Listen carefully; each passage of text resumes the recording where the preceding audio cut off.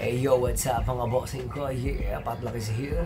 Flex ko lang sa inyo ang gamit kong coffee beans sa ating lahong 20 bar Italian pub. Yeah. Ang gamit kong coffee beans guys ay galing sa Bean 7 Kaping Balako. Medium dark, whole. Pakita ko sa inyo. Yun, bagong lipat ko lang kasi. Yan. Suwabe. Napakabango. Napakabango niyan guys. Sa mga gustong umorder, check nyo lang yung page ng Bean 7 sa TikTok or sa Shopee. Sa Shopee kasi ako guys eh. Try nyo, maganda. Suwabe. Bean 7 baka naman. Coffee machine natin na gamit.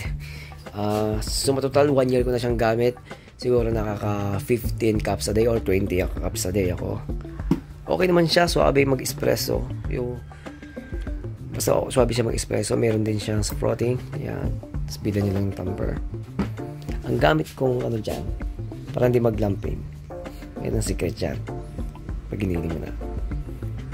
Kasi ano siya eh, yung price niya sakto lang din yung may bibigay niya na pagpiga ng espresso. Hindi naman talagang sobrang lakas. Pero suwabe. Tayo sa mga gustong mag-small business dyan, check nyo, try nyo yung Lahome 20 bar Italian pump. Ano ko na rin eh, subok ko na. Okay.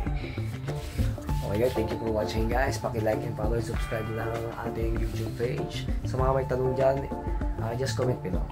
Thank you and God bless. Bye bye.